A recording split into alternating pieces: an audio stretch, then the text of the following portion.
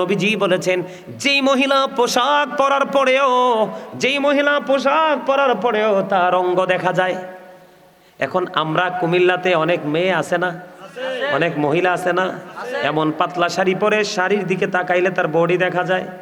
নবীজি জানিয়ে দিয়েছেন, যেই মহিলা পোশাক পরার পরেও তার অঙ্গ দেখা যায়, তার বডি দেখা যায়, তোমরা মনে করবে এটা পোশাক পরিহিত নারী নয়, ওই নারীটা ল্যাংটা। নাউজুবিল্লাহ বলেন না কেন? আরো জোরে বলেন নাউজুবিল্লাহ। আপনারা মনে করবেন যেটা এরকম ল্যাংটা পোশাক পরে, কি পরে, যেটা এরকম উলঙ্গিনী নারীদের মতো পোশাক পরার পরে অঙ্গ দেখা যায়, বলে হুজুর অঙ্গ দেখা গেলে সমস্যা কি? নারীরা বিশেষ কারণে বন্ধু হাতের তালু পায়ের তালু দেখাতে পারবে। আর বিশেষ যদি জরুরি, যেমন ধরেন হজে যাবে, পাসপোর্ট করা লাগবে, ছবি উঠাইতে হবে না, এরকম বিশেষ কারণে মুখমণ্ডল দেখাতে পারবে। অন্যথায় মাথা থেকে পা পর্যন্ত পুরো বডি দেখে রাখা নারীদের জন্য ফরজ। কথা বুঝতে পারছেন বন্ধুরি আমার? উম্মে মাকতুমের পুত্র আব্দুল্লাহ আসতেছে নবীজির দরবারে। উম্মে মাকতুমের পুত্র আব্দুল্লাহ নবীজির দরবারে আসতেছেন।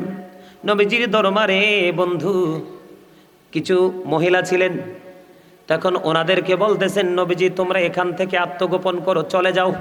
কি করো? এখান থেকে চলে যাও। তখন ওই নারীরা বললেন, ইয়া রাসূলুল্লাহ, উম্মে মাকতুমের পুত্র আব্দুল্লাহ কি অন্ধ নয়? নবীজি বলেছেন, উম্মে মাকতুমের পুত্র অন্ধ, কিন্তু তোমরা তো অন্ধ না। নারীদের পর্দাটা কত সেনসিটিভ, খেয়াল করছেননি? তার মানে হলো, একটা অন্ধ পুরুষও যদি কোনো নারীর সামনে দিয়ে হেঁটে যায়, তার সাথে দেখা করা যদি শরীয়তের বিধানে না থাকে, তাহলে তার দিকে চুকি দিয়েও তাকানো যাবে না। এখন আমাদের দেশের মহিলারা নতুন বর আইলে জানালা দিয়ে চায়, ঠিক কিনা বলে? আর মিশা কথা কইছিনি? স্বামীর তৌফিক নাই, কলা পাতা দিয়ে বেড়া দিয়ে দিছে, ওটি কলা পাতা ফাঁক করে চায়, আছে না নাই? ওই নারী পর্দাশীল নয়। আল্লাহর হাবিবকে প্রশ্ন করা হলো, ইয়া রাসূলুল্লাহ, ইয়া হাবিব আল্লাহ নবী গো,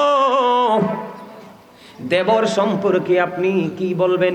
নবীজি বলে দিয়েছেন, একটা নারী তার দেবরের সাথে দেখা করার চাইতে মৃত্যু তার জন্য অনেক উত্তম। নাউজুবিল্লাহ বলবেন না?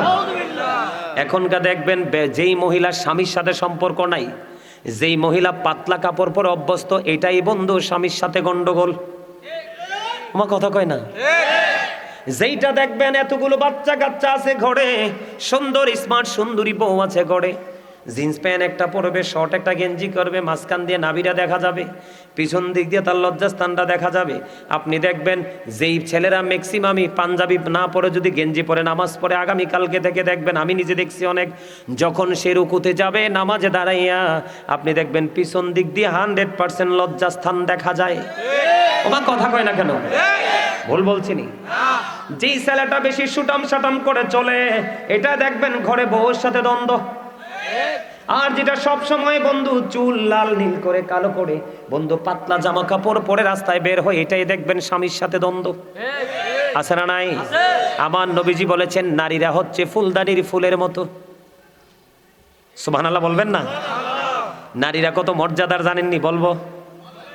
নবীজি বলেছেন, আল মারওয়াতু ইদা সাল্লাত খামসাহা ওয়া সামাত শাহরাহা ওয়া আহসানাত ফারজাহা ওয়া আতাআত বালাহা ফালতাদখুল মিন আইয়াবিল জান্নাতি শাআত।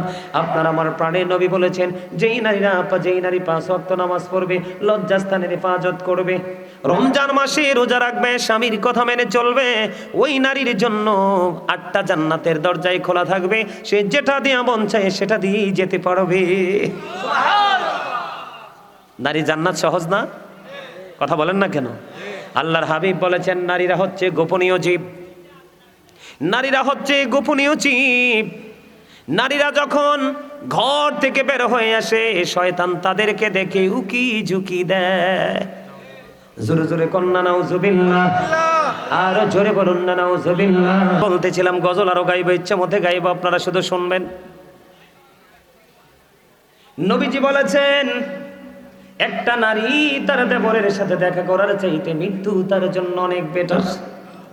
সবচেয়ে বড় ভয়ঙ্কর একটা খবর হলো বন্ধু, এই কথাটা খুব গভীরভাবে শোনেন, আল্লাহ রাসূলের হাদিস, সবচেয়ে বড় ভয়ঙ্কর একটা খবর হলো, আল্লাহর হাবিব বলেছেন তোমাদের মাঝে কিছু মর্দা মহিলা আছে। কি আছে? খেয়াল করেন শব্দটা কি? মহিলা, মর্দা মহিলা। হুজুর, এই মর্দা মহিলার মানে কি? আপনার আমার প্রাণের নবী বলেছেন এই মর্দা মহিলার মানে হলো ওই মহিলাটা পুরুষের মতো পোশাক পরবে, পুরুষের মতো চলাচল করবে। আছে না নাই? আপনারা আমার দিকে তাকান, হাসি দিয়েন না, কেউ হাসি দিয়েন না। হাসির কথা কইব না, মানে বাস্তবতাটা তুলে ধরি। আমি কিন্তু আমার পরিবারের, পুরো পরিবারের শপিং কিন্তু আমি করি। আমার ফ্যামিলিতে মা বোন যা আছে একবারে জুতা থেকে একবারে মাথা পর্যন্ত সব কিছু কিন্তু আমি কিনি। আমার ফ্যামিলির কেউ কিন্তু বাইরে যায় না মার্কেট করতে। আমি মার্কেটে গিয়ে দেখলাম বন্ধু, পুরো মার্কেটে যা আছে সব নারীদের, সব নারীদের। আমরা পুরুষের আছে একটা লুঙ্গি, আছে একটা গেঞ্জি, আছে একটা শার্ট, আছে একটা পাঞ্জাবি, আছে একটা প্যান্ট। না ভুল বলছি? কথা বলেন, ভুল বলছি? আমরা পুরো মার্কেট জুড়ে দেখি নারীদের কাপড়। ওই মর্দা মহিলা যাদের কথা আমার নবী বলেছেন, ওই মর্দা মহিলাগুলো আমরা পুরুষের 2-4টা কাপড় চোপড় এগুলা নিয়ে টানাটানি করে। ওমা কথা কন না কেন? আরো জোরে। বন্ধুরে আমার, যেই মহিলাটা পুরুষের, এখন দেখবেন মেয়েরা জিন্স প্যান্ট পরে, ওখান দেখবেন মেয়েরা গেঞ্জি এবং শার্ট পরে। পরে কি পরে না? চলাফেরা একবারে দেখবেন এখন পুরুষের শু পরে, কিন্তু শুয়ের মধ্যে কিছু ফুল টুল লাগাইয়া। আছে না নাই? আল্লাহ রাসূল বলে দিয়েছেন বন্ধু, যেই পুরুষ নারীর জিনিস ইউজ করবে, যেই নারী পুরুষের জিনিস ইউজ করবে, দুটোকে আল্লাহ রাসূল অভিশপ্ত লানত দিয়ে গেছেন। আল্লাহর হাবিব বলেছেন তোমাদের মাঝে মর্দা মহিলা, এই মর্দা মহিলার জন্য বন্ধু বরাদ্দ হলো জাহান্নাম। এই মর্দা মহিলাদের জন্য খাবার আছে একটা, যেটার নাম হলো তিনাতুল খাবাল। ইয়া রাসূলুল্লাহ, ইয়া হাবিবাল্লাহ, নবী গো, এই তিনাতুল খাবালটা কি গো নবী? আপনার আমার প্রাণের নবী তিনি বলে দিয়েছেন এই তিনাতুল খাবালটা হলো আরেকটা জাহান্নামীর নিংড়ানো রক্ত, পুজ অথবা ঘাম। পারবে খেতে? ঘামের গন্ধ করলে তো একজন আরেকজনের কাছে যায় না, কাছে পাশে বসে না, বসে? বন্ধুরে আমার, এইটা খেতে দেওয়া হবে, এদিকে তাকান। কিন্তু ওখানে বলতে পারবেন না যে আমি খাবো না। আল্লাহ বলেছেন খাইতে হবে বাধ্যতামূলক। লা ইয়ামুতু, মরতে পারবা না। ফিহা ওয়ালা ইয়াহইয়া, বাঁচতেও পারবা না। ওয়া মা হুম আনহা বিগাইবিন, ওখান থেকে পালাইতেও পারবা না, অদৃশ্য হতে পারবা না। উপায় আসেনি কোনো? তাহলে এখন আসেন, এই যে মহিলারা বেপর্দাশীলভাবে চলাফেরা করছে, এটার জন্য দায়ী কি মহিলা না আপনি? বুঝতে পারছেন? মাশাআল্লাহ, এটা বুঝতে পারার জন্য আপনাদেরকে ধন্যবাদ। ভাই যদি তার বোনকে কন্ট্রোলিংয়ে নিয়ে আসে, বাবা যদি তার মেয়েকে কন্ট্রোলিংয়ে নিয়ে আসে, স্বামী যদি তার স্ত্রীকে কন্ট্রোলিংয়ে নিয়ে আসে। আমি একবার অনেক আগে আমার একটা সম্পর্কে বড় ভাই হয়, বুঝছেন নি, নতুন বিয়ে করছে, ভাবি একটু সুন্দর, বুঝছেন নি, ভাবি একটু সুন্দর। এখন ওনার বাড়িতে পার্টি। আমার কষ্ট মনে আছে, আমি লজ্জায় মাথাটা নিচে করে রাখলাম। তখন তো আমি অত কিছু বুঝি না, পড়ালেখাও মাত্র চলতেছে। আমি দেখতে পাইলাম ওই বড় ভাই ভাবিকে বলতেছে ওই শাড়িটা পরো, ওই লিপস্টিকটা ঠোঁটে লাগাও, কারণ আমার ফ্রেন্ড সার্কেল সবাই আসতেছে তোমাকে দেখার জন্য। এটা কি ইদ্দা গরু? কথা বলেন না, নাউজুবিল্লাহ বলেন, আরো জোরে বলেন নাউজুবিল্লাহ। আছে না নাই? আমাদের মধ্যে আসেনি? এটা তো বেঈমান কাফেরদের সংস্কৃতি, এটা ইমানদারের কাজ না, এটা কোনো মুমিনের কাজ না, এটা ইমানদারের কাজ না। ও বন্ধু, আপনারা সবাই পুরুষ, আমরা এখানে সবাই পুরুষ। এই নারীদের বেহায়াপনা অশ্লীলতার জন্য আপনাকে আমাকে কি করতে হবে? দায় নিতে হবে। এই দায় এড়ানোর কোনো সুযোগ আপনার আমার নাই। আমার কথা কি আপনাদের বুঝে আসে? কথা বলেন।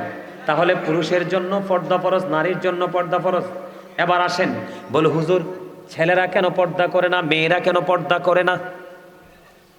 আমার দিকে তাকান, ছেলেরা কেন পর্দা করে না, মেয়েরা কেন পর্দা করে না? সমস্যাটা কোথায়? সমস্যা হলো হাজব্যান্ড ওয়াইফ। আমি আপনাকে আপনার নিয়ে মূলে আসি। আল্লাহ রাসূল বলেছে আপনি মেয়ে বিয়ে দিবেন, এমন এক ছেলে দেখে, অনেক অপূর্ব সুন্দর ছেলে খুঁজতে হবে না। হ্যাঁ, সুন্দর দেখবেন, ধনী কিনা দেখবেন, তবে মূল গোড়ার দিকে তাকাবেন, ছেলেটা ধর্ম ধনের ধনী কিনা। ছেলেটা যদি আল্লাহওয়ালা হয়, দেখতে যদি কালো হয়, দেখতে যদি বিস্ত্রীয় হয়, কিন্তু সে ধর্মধনের ধনী, আদব কায়দা শৃঙ্খলা তার মধ্যে আছে, ওই ছেলের হাতে মেয়েটা তুলে দেন, মেয়েটা চিরসুখী হবে। এখন তো আমরা চামড়ার সৌন্দর্য খুঁজি, এই চামড়ার সৌন্দর্য বেশি দিন টেকে না। মনে রাখবেন, ধন একদিন ফুরিয়ে যায়, চামড়ার সৌন্দর্য, স্কিনের সৌন্দর্য একদিন ফুরিয়ে যায়, কিন্তু ধর্ম ধনের ধন, দিনের শিক্ষা কখনোই বন্ধু এটা ফুরায় না। যত যায় শুধু এটা ব্রাইটনেস হতে থাকে।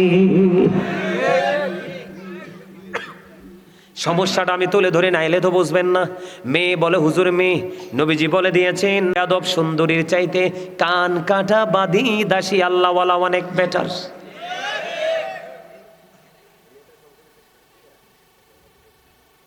কে? কান কাটা বাঁধি দাসী, ঠিক কিনা বলেন? এইটুকু বাচ্চাদের পরনেও বন্ধু জিন্স প্যান্ট দেখা যায়।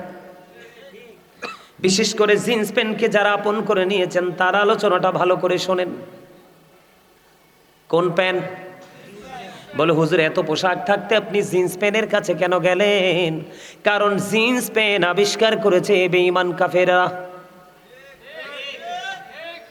আমরা মুসলমানের জন্য মেসওয়াক করা দরকার, কিন্তু মেসওয়াককে জ্যান্ত হত্যা করে বন্ধু বেঈমানেরা সর্বপ্রথম ব্রাশ আবিষ্কার করে মুসলমানের হাত থেকে মেসওয়াক কেড়ে নিয়ে ব্রাশ ধরাই দিছে। আমরা আগে ছোট্ট থাকতে সকালে ফুরকানিয়া মাদ্রাসায় গেছি, বেঈমানেরা কিন্ডারগার্টেন আবিষ্কার করে সকালে ফুরকানিয়া মাদ্রাসাকে জ্যান্ত হত্যা করে ফেলেছে। এমনি ধীরে ধীরে একটা করে মুসলমান আজকে মুসলমানিত্ব থেকে দূরে চলে গেছে। বন্ধুরে আমার, এদিকে তাকান, তাকওয়ার পোশাক সম্পর্কে এদিকে তাকান। উপর দিয়া থাকবে নাভি বরাবর, উপর দিয়া থাকবে নাভি বরাবর, আর নিচের দিক দিয়া থাকবে বন্ধু টাকনুর উপরে। নিচে দিয়া থাকবে কোথায়? নিচে দিয়া থাকবে টাকনুর উপরে, উপর দিয়া থাকবে নাভি বরাবর অথবা উপরে। এই কন্ডিশনে পোশাক পরা একজন পুরুষের জন্য ফরজ। এখন আপনি উপর দিয়েও রাখলেন নাভির নিচে, নিচে দিয়েও রাখলেন টাকনুর নিচে, আপনি ফরজ তরক করেছেন। বুখারী শরীফের মধ্যে এসেছে ওই সমস্ত পোশাক পরনেওয়ালা বান্দাগুলোর ঠিকানা হলো জাহান্নাম। আরো জোরে বলেন নাউজুবিল্লাহ।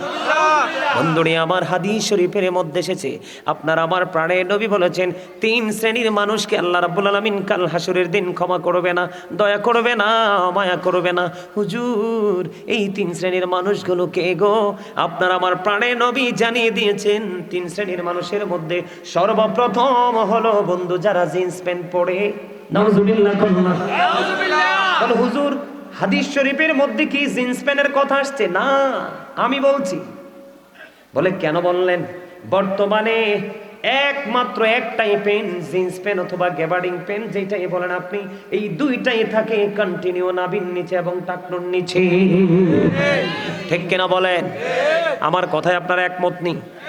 আমি আপনাকে বলি, আল্লাহ আপনাকে আমাকে সুন্দর করে বানাইছে। আল্লাহ সুন্দর করে বানাইয়া ইসলাম একটা সুন্দর রাস্তা দিয়ে দিয়েছে। এই সুন্দর রাস্তা দেখিয়ে দিয়েছে আপনি যেন এই ইসলামের রঙে রঙিন হয়ে আপনার অল সাইডকে সুন্দর রঙিন করতে পারেন। কিন্তু আপনি তো সেই রঙে রঙিন হননি, আপনি আপনার দুনিয়া নিয়ে ব্যস্ত আছেন। বন্ধু আমি আপনাকে বলি, এই যে জিন্স প্যান্টটা আপনি এখন মনে মনে ভাববেন যে হুজুর আমি নিচে দিয়ে বটে দিব, আমি মেনে নিলাম আপনি নিচে দিয়ে বটে দিবেন। আপনি নিচে দিয়ে বটে টাকনুর উপরে হয়তো তুলতে পারবেন, কিন্তু বন্ধু হাজার চেষ্টা করলেও এই প্যান্টটাকে উপর দিয়া নাভির নিচে নাভির উপরে তোলা সম্ভব নয়, কারণ তাকে সৃষ্টি করা হয়েছে একবার স্মল, ছোট করে। ঠিকটা বলতে পারলেন না সবাই? আপনারা আগামীকালকে থেকে ট্রাই করে দেখবেন। এটা আমার কথা না, আপনাদেরকে শিক্ষার জন্য বলছি বন্ধু। এটা উপর দিয়ে হাজার টানলে উপরে উঠাতে পারবেন না, এটা নিচেই থাকবে। এই পোশাক আপনার আমার জন্য বৈধ নয়। জোরে জোরে কন্যা নাউজুবিল্লাহ। এখন কিন্তু মানুষ এই জিন্স প্যান্ট পরলে একটু ফিটিং টিটিং দিয়ে গেলে মানুষ মনে করে সম্মানী পোশাক পরেছেন। আল্লাহর হাবিব বলেছেন, এই পৃথিবীর বুকে কোরআন হাদিস যেটাকে সাপোর্ট করে না, ওই পোশাকটা তুমি পরেছো। এই পোশাক পরার কারণে তোমাকে কাল কিয়ামতের দিন অপমানের পোশাক পরানো হবে। নাউজুবিল্লাহ বলেন না কেন? আরো জোরে বলেন নাউজুবিল্লাহ। বন্ধুরে আবার এখানে একটা আসলো, আর যেই ব্যক্তি আল্লাহ এবং আল্লাহর হাবিবের বিধান মেনে বন্ধু সুন্দর শরীয়ত মোতাবেক পর্দা করে পোশাক পরেছেন, আপনার জন্য কাল হাসুরের ময়দানে অসংখ্য জান্নাতি পোশাক আপনার জন্য বরাদ্দ দেওয়া হবে। আপনার আমার প্রাণের নবী বলে দিয়েছেন, তোমার যেটা পছন্দ তুমি সেটা গ্রহণ করে নিতে পারবা, আল্লাহ তোমাকে কিছুই বলবে না। বুঝে আসছেনি আমার কথা আপনাদের? আমি বললাম 3 শ্রেণীর মানুষের জন্য কোনো ক্ষমা নাই, দয়া নাই, মায়া নাই। আল্লাহ রাসূল বলেছেন এর মধ্যে একটা হলো বন্ধু টাকনুর নিচে নাভির নিচে ঝুলিয়ে ঝুলিয়ে অহংকার করে যারা পোশাক পরে। আর একটা হলো বন্ধু উপকার করে মানুষকে খোটাতে। আর একটা হলো মিথ্যা কথা বলে বলে ব্যবসায়িকরা কাস্টমার থেকে টাকা কামাই করে। আছে না নাই? এখনকার বাংলাদেশের ম্যাক্সিমাম দোকানদার কসাই, স্মার্ট, একেবারে 100% স্মার্ট কসাই। ঠিক কিনা বলেন? বন্ধু মনে রাখবেন ওয়াজ তাহলে কি করা যাবে না? আমি দেখি জুম্মার দিনে বন্ধু একবারে টকটকে লাল পাঞ্জাবি পরে মসজিদে আসে। আল্লাহর হাবিব বলেছেন, একদিন আল্লাহর হাবিবকে এক ব্যক্তি দুটো সালাম দিলেন, একটা সালামের জবাব আপনার আমার প্রাণের নবী দিলেন না। ইয়া রাসূলুল্লাহ, ইয়া হাবিবাল্লাহ, নবী গো সালাম না দেওয়ার কারণ কি গো নবী? আমার নবী বললেন সালাম না দেওয়ার কারণ হলো তার পরনে 2টা লাল রঙের পোশাক ছিল। কারণ একবারে টকটকে লাল কাপড় পরা ইমানদার পুরুষের জন্য মাকরুহে তাহরিমি, হারামের অন্তর্ভুক্ত। এই পোশাক পরা যাবে না, কোনোভাবেই 1 ইঞ্চি পরিমাণ স্বর্ণ পরা যাবে না। বন্ধু আমি আপনাদেরকে বলছি, আল্লাহর হাবিব একদিন মসজিদের মধ্যে অবস্থান করতেছে, হঠাৎ করে নবীজি দেখলেন একজন এসে নামাজের নিয়ত করে ফেললো। নবীজি বললেন তুমি ওযু করে আসো। তিনি ওযু করতে গেলেন, ওযু বানিয়ে এসে তিনি আবার নামাজের নিয়ত করে ফেললেন। আবার তিনি এসে নামাজের নিয়ত বললেন, নবীজি বললেন তুমি ওযু করে আসো। দুইবার তিনি নামাজ ভেঙে ওযু করতে গেলেন। আবার তিনি যখন আয়েশা নামাজের নিয়ত বাঁধলেন, নবীজি বললেন তুমি ওযু করে আসো। নবীজিকে প্রশ্ন করা হলো, ইয়া রাসূলুল্লাহ, ইয়া হাবিবাল্লাহ, নবী গো বারবার আপনি কেন গো নবী তাকে ওযু করার কথা বলছেন? এবার আপনার আমার প্রাণে নবী ডাক দিয়ে বললেন, সে কিয়ামত পর্যন্ত নামাজ পড়তে পারবে, এই নামাজ দিয়ে সে আল্লাহ পর্যন্ত পৌঁছাতে পারবে না। কেন গো নবী? তুমি চাইয়া দেখো তার পোশাকটা টাকনুর নিচে। এখন আমাদের মধ্যে এটা আছে না নাই?